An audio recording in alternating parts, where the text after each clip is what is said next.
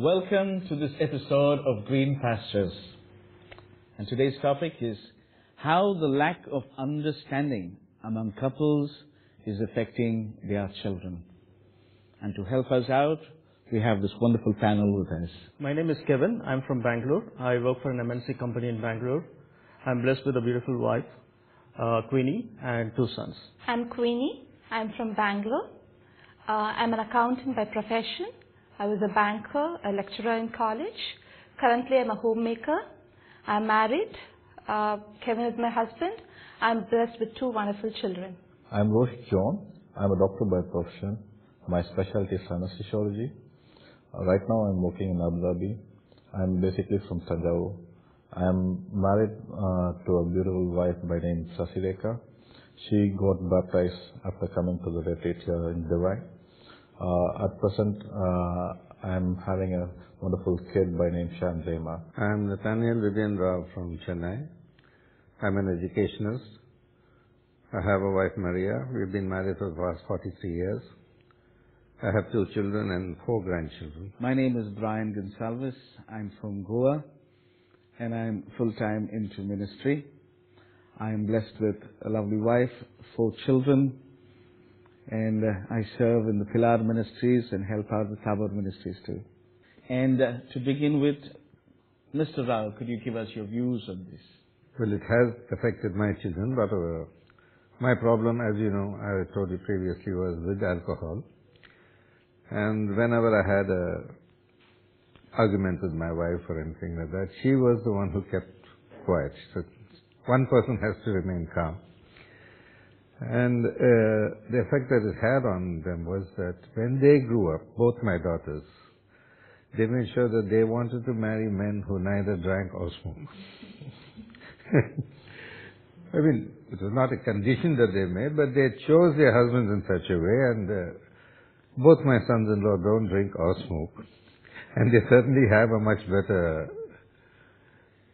happier family life than that. And for me, it was a problem because my parents also had this same problem, and therefore it did tell on me. It did tell on my studies, on my way of going about things, and then they put me in boarding school. And when I was in boarding school, I came to know that many of the children there were also there because of, similar things like that. And many of us were there because our parents didn't have the time for us, especially the very wealthy ones. The parents didn't even know which class they were studying in. They were so busy. Though it was a very expensive school and we met a lot of very good children, we did get a very good education, but the fact is the family life does affect the child's behavior in school and also in their studies, in their academics as well, to a large extent. And I'm seeing it happen now. I'm the correspondent of 2 schools, and yes, it does. And many children whom we consider slow learners, and they actually come from families where even the situation in the home is not conducive to study. So the child, can only study in school. Once he goes home, there's always quarreling and something going on, or the TV is blaring, and yes, it does affect the children. The relationship between husband and wife does affect the children in very many ways. It could lead to their ruin. Probably I'd like to add on to Mr. Rao. Considering my profession, I'm a doctor and my wife is a doctor, and both of us are working. Needless to say, like everyone, I believe everyone is busy in this day-to-day life activities. And in our profession, when both of us are working, we do find a lot of time, we're not spending enough time with the kid. My kid is 7 years old. So obviously when that happens, it leads to misunderstanding among ourselves. Who is going to take care of the kid? Who is going to bring her back from the school, or going to take her to another class or something? So these sort of time, indirectly it affects kids in a lot of ways, I feel. One, it can be academic. Another can be a attitudinal problem to a kid. Third, it can be a spiritual problem. We don't, by means of misunderstanding, we don't pray together, then it does hit the kid badly. So obviously it reflects on the kid in the school, and it spirals up to a bad behavior in the school, and kids are the worst affected among these scenarios. And when we have misunderstanding, we should pray together to get out of it, do a good job to our kid. The keyword, you just used the keyword. The keyword is pray. Got you. Keyword is pray. And if you get time to pray with your wife, wonderful. But in your schedule, sometimes you might be just passing each other. Yeah. But keep her in your heart and pray. Keep the kids in your heart and pray. Offering them up at all times. It's simple prayers. The thing is, you have God constantly, you're centered on God constantly. Lord, help me. You know this is the profession you blessed me with. Because children will imitate everything we do. And so don't let your children see you. I mean, if you have an argument or anything, please don't bring the children into it. And in a case like this, wherein both of y'all really have busy schedules, one of y'all will have to slow down. Got you. Point taken. One of y'all will have to slow down for the sake of the kids. I would kind of agree with that as to what you said. After I had the first one, when he was around 4 years old, I started working again. I was a lecturer in a college. The kind of life we had was chaotic because being a lecturer in college was, the hours are kind of, fixed. But the kind of work that you need to bring back home is huge. And especially if you're teaching at a PG level, you need to research a lot. You need to work on projects, assignments, and you have to be a kind of a mentor to your students. So definitely I would say that was the point of time. Our family life was not the way it was meant to be. So I didn't quit. I did quit the job because we were moving to US, so God's providence, I quit the job. And definitely there was an improvement in our family life because I truly believe that he is the head of the family and I am the center of the family, running the family. Things started changing, and then I had the second one. Now I'm a homemaker. So there's a lot of time at home. Now Kevin's job demands that he goes abroad, comes back. The time that he's not there for the last couple of months, years, I have been running the family. And one thing that I do, I don't know if it is right or wrong, is that I tell my children, any final decision is your dad's. They come to me, then I say, we will jointly take a decision, dad and me, and then only after that I can say an yes to anything. Recently he's been wanting a dog. So I said, no, we have to think about it. Talk to your dad. So they had, at that time Kevin was in the US, so they were having Skype calls on dogs. He used to research information, mail it to him. He used to research information, mail it to him. So this has been happening. So any final decision in our family, I leave it to Kevin. Of course, Kevin does not take it independently by himself, but he consults with me. Actually, it's an easy way out for me. I kind of bail it out. But I think it shows the integrity to children that there is no two things, no two kind of, what do I say? Thought process. Thought process in the family, but there's one single thought process. It may not work out always, but I kind of project it out like that. Of course, we might have behind the screen a lot of arguments, discussions, yes, but I do not bring it to the table of the children to know, because then it is becoming easier for the children. The understanding is easier. They do not have a confusion. There's a clear thing, okay, this is what dad and mom would say yes, because they take a decision together. I feel that tomorrow when they get married and go, they would try to imitate us, so there would be less of conflicting situations in the family. So is it that you said right now you're not presently you're not working, right? But I am thinking of Kevin didn't force you, right? No. Actually, Kevin has been asking me to go back for a job. We had been in US for a couple of years, and then he asked me to go back for a job. At that time, I said, no, let's look at how things are moving out. Even now, he's been telling me, do what you want. In terms of that, I think I'm blessed. I'm super blessed. That's wonderful. I'm super blessed. I just want to bring up one point. Of course, slightly on the other side. See, my work is on the IT side, right? So we do have the flexibility to work from home sometimes, right? So work from home is kind of an advantage, but it's also a disadvantage, little in a way. True. Because I work from home, unless you have a proper setup at home, you are slightly entering into the atmosphere of the child when they'll be doing homework or they'll be doing some housework. So then there could be some urgent work coming or calls that I have to take. So I expect the children to be quiet, and I expect her to take care of things, the children.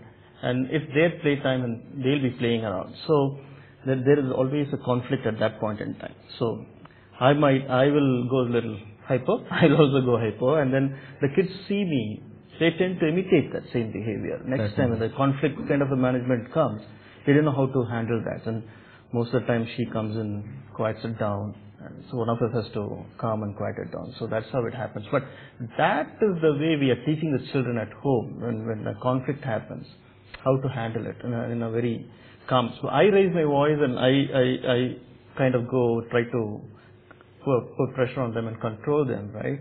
That's the kind of a wrong behavior that I'm setting on them. So they try to imitate that with everybody else in school and where they go. They try to do the same conflict management style. So I think that the right behavior is to calm down, or I take out my work to some other place where I don't disturb them. So understand that. I would like to add something in over there, is that at no point let your voice go higher than hers. And at no point let your voice go higher than his. Among yourselves. It's a valid point. So that the children never take advantage of any situation. They have no room. True. They have no room. It's a good point, because like my kid probably, I don't know, she would have got it from myself and my wife. When we often have arguments, obviously, like we have come out of it, but she would have listened to it, I believe, then she started arguing. Now she is 7.5 years old and she started arguing. But we made up a point that we are never ever going to have an argument in front of her. Correct. Oh, wonderful. Obviously, it's wonderful. Yeah. We are praying for that. We shouldn't have any sort of argument in front of her, because it's affecting the kid a lot. That's one thing, and because these kids imbibe bad things very fast. Sponge. They've absorbed it. Yeah. The good things, they need more time. We need to be very alert about these kind of things, because, as I said, the evil one is constantly, he will be trying to affect you more than others. True. He will be working with your family more. Not that we need to concentrate on him, because he who is in us is greater than he who is in the world. So we at all times put our focus on Jesus. Go ahead. When my daughters were small, less than 5, 6, I used to be pretty strict with them, but then my parents used to get angry and things like that. But once they were a little older, I never had to even correct them. So I think, you do have to have that much discipline. Has to be there. It has to be. And a great advantage for me. I was blessed. I had my mother with me. My mother's passed away. Now I have my grandmother, my wife's mother. She happens to be staying very close by. She frequents. It's important. Very often she frequents the place. But my mother was there as a support for us at home, especially with the time management. I did not have that issue. I could just carry my bag and I was off to ministry. Mom was at home. The kids were always looked after, and kids always had the best in, streamlining and in examples and what to do and what not to do.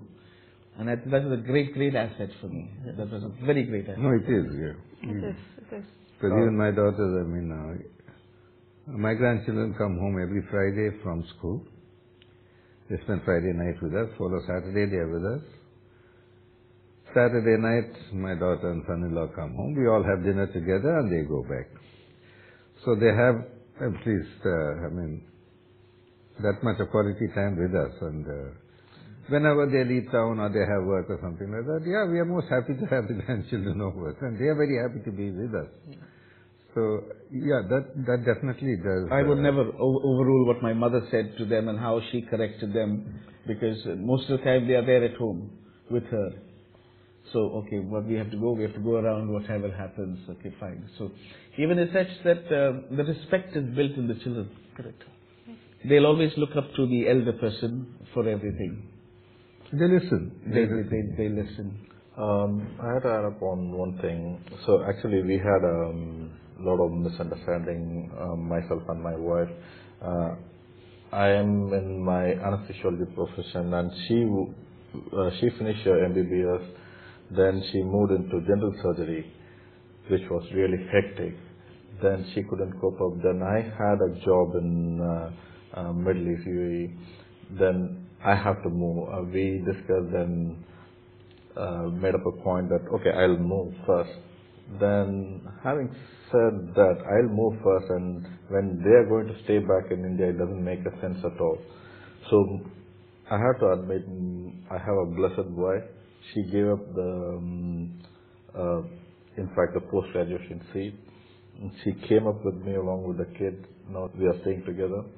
And she has taken up all the other US exams and UK exams too. By God willing, we'll be moving to one of these places. But as I said, we did have misunderstanding. We tried to sort it out. As we are living this life, there's always going to be a problem. And I think prayer can overcome any situation that we are in. I want to ask one more question to Rasa. Being an educationist, you would come across a lot of children. You also mentioned that point, I believe. He mentioned that he come across a lot of kids having these problems when they have when their parents are fighting and all those things. It indirectly shows up on the school. It does, yes. So how do you deal with them? We have counselors. Oh, okay. And special educators, and we have to, some of them one-on-one. You have to have sessions, one-on-one sessions. And they open up to a counselor, they tell them, bring out whatever it is. We try to speak to the parents, but in many cases the parents are separated, they're staying here. It's unfortunate. And we've even had single parents, like ladies coming and telling us, I want the husband's name removed from there. I said, no, that is not something that is the child's birthright. When he grows up, he's going to come and ask you, why did you take my father's name away? It did happen to a person I know. And children used to worry him at school saying that you got your mother's name, that means you don't have a father, So those kind of things are very, very, we are coming across more and more single parents nowadays.